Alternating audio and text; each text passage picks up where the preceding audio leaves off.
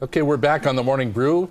Monday morning, everybody. I'm Larry Aarons, along with our co-host, Aaron Muffaletto. Great pleasure to welcome a friend of the show.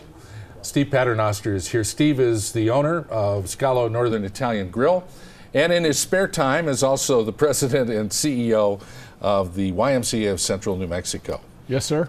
I want to learn some time management from you before we get out of here today. All right, you got it. But you just got back from Washington, D.C. I did. And received the Cornerstone Humanitarian Award. What we want to do before we talk about this is run the video that awesome. This is all centered around. Okay, so Thank let's you, roll sir. that video right here.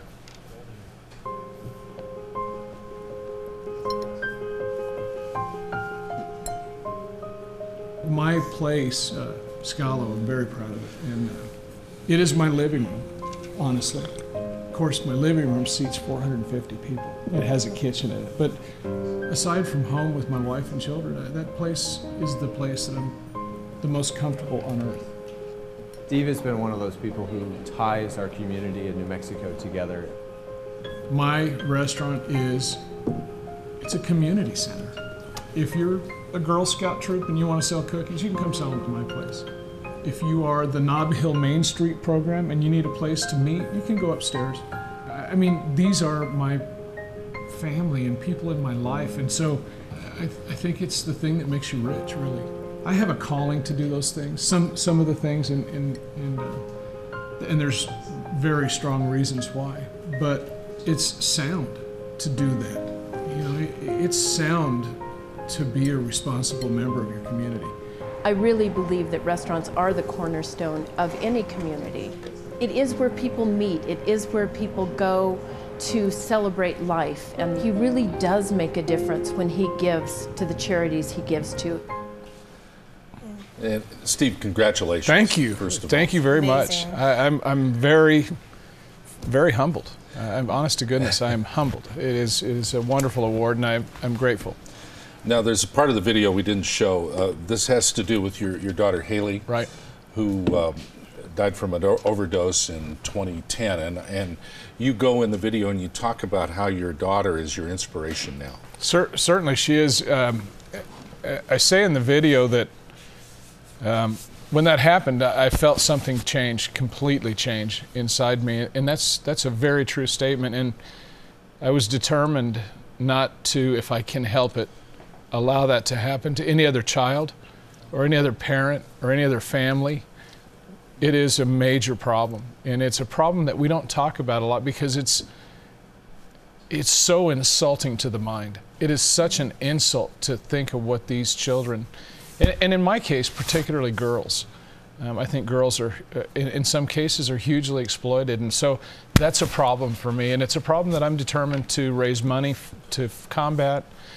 Be a very vocal advocate for, and I haven't stopped, nor will I, as long as I'm drawing breath.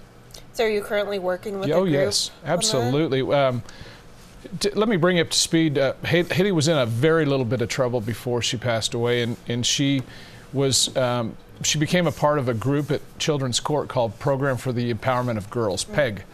And then there's also a drug court at our 2nd Judicial District here for children. And I asked Kaylee one day, I said, how do they do this? How do these girls make it? And she said, they don't, Daddy. They're stressed out all the time. So they come from backgrounds where things that we take for granted are not valued. And I'm talking about personal hygiene items. I'm talking about a trip to the dentist. I'm talking about underwear. I'm talking about things that aren't funded by the state. I'm talking about a chance to go to a challenge somewhere. And so we put together a foundation, and originally the foundation was going to be a diaper and formula bank. And it grew beyond that. It grew to curriculums. It grew to, we're providing yoga now for 50 kids. Wow. And it's a good treatment for them. In fact, we just started doing it for girls. And the guys are going, hey, how about us? So it's a beautiful relationship. The foundation has done very well. We raise money, and all that money goes to Children's Court, and it is held for Children's Court. They request it from us, and it's used to provide anything within reason that those kids need, up to and including tuition to recently to Baton Military Academy here locally. So I'm crazy about it. I absolutely am. I'll spit it out. Don't worry. A lot of people don't know that, Steve, you offer your facility and at Scalo for a lot of community events. Sure. Anybody in the Nob Hill area that wants to hold an event to do something or to promote something, you're always quick to offer, and you carry it forward. I haven't been successful by myself. You know, whatever you measure success by, but it's because of the town that I live in that I'm successful. Last night we had a huge fundraiser for Ish and Rue. It's a children's martial arts group and an after-school group and mentoring group, and if that's what you do, you can't stand apart from your community. I'm compelled to do that, and I'm never going to stop doing that, no matter what it takes. And not only do you own Scalo, you also own Einstein's. I did. I'm no longer Einstein. You owned Einstein's, a little French restaurant. I did. And what really motivated you to get into the restaurant business and do this new venture? My grandmother is from Italy, and she was an amazing cook. My dad was in the bar business when I was a kid. I had an uncle who was in the restaurant business. I say in the video that my first job was standing on a 5-gallon pickle bucket cutting fries on a wall-mounted fry unit. And that was, and I can tell you, I can remember that so vividly. I can remember the color of the screen door, literally.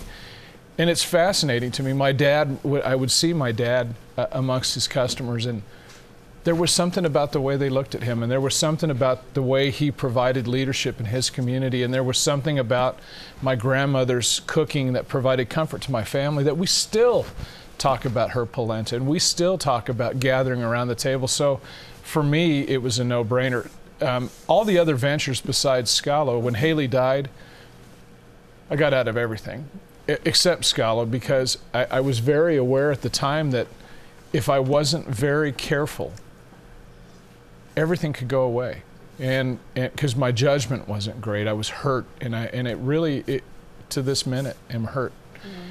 And so I kind of went down to Scalo, and sold everything off, and rebuilt. So we have another restaurant that's under construction across the street. It's going to be beautiful. It's going to be a tribute to Elaine, my longtime manager at Scalo, and I'm excited to do that with her. I love her to death, and she's a sister more than an employee. And so we're starting to kind of regroup and rebuild as we gain strength, and you know, community has been great therapy for me. Mm-hmm. Let's you know, the whole shock of going through this, and as a parent, I can't even imagine doing this. As you rebuild now and go forward, have things taken a new priority, a new light, a new direction of possibility for you? I think all of a sudden those, you know, I got to tell you, I worked hard and I played hard. I play a little less now, and I'm turning the things that I'm passionate about, I guess, into the things that I do more. Mm-hmm. You know, I had all kinds of hobbies that I have less of now, and you know, the advocating for children, you know, it's really working for me when I'm sitting in a mentor dinner at Scalo with a group of children around. My friend Al Unser has become Al Unser Jr. has become a part of my mentor group. He's the most amazing man I've ever met, I think. And so that has replaced the play, I think, but to me it's still as satisfying as any of the hobbies ever were. So I've got a good story to tell, I think. And I understand uniquely, I've been in the middle of it. And so at the dinner the other night when I got this award, you would have been amazed, Larry, 100 people came up to me out of the 600 in the audience and said, you know, I have a daughter that's sick like your daughter was, or I have a brother that's sick. I lost Don Sweeney, the president of the National Restaurant Association, came up to me crying, hugged me and said, you and me are going to get to be really good friends. I lost a child 10 years ago. Mm-hmm. This is a connector. It's a bad connection.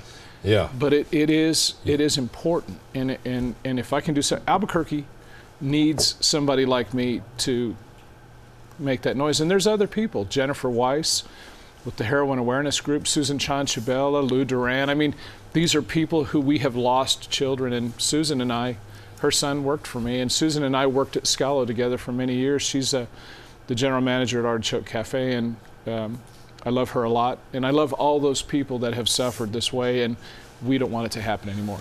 But it's good you're turning that into something good for the community. I had to. Yeah. Therapy. Hey, Steve, we're totally out of time to talk about the YMCA and how that came about, but let's reserve that for another time. Anytime, Larry. I can't thank you enough for having me on your show today. Well, congratulations on this award. It's an important statement. Thank you very much for being here and sharing your story. Pleasure's mine. Thank you. Thank you. Good to see you. Yes, sir. Steve Paternoster, owner of Scalo Northern Italian Grill and CEO of the YMCA of Central New Mexico. We'll be back in a moment and tell you about a very exciting program here on UABQ TV right after this on The Morning Brew.